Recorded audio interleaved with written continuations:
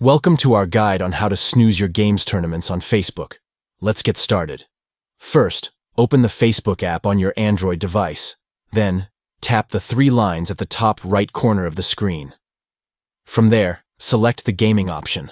Once you're in the gaming section, locate and tap on your tournaments. Next to this, you will see three dots. Tap on them to reveal more options. Now select the option that says Snooze Your Tournaments. By doing this, you can take a break from receiving notifications about your ongoing game tournaments on Facebook. Managing your gaming notifications on social media has never been easier.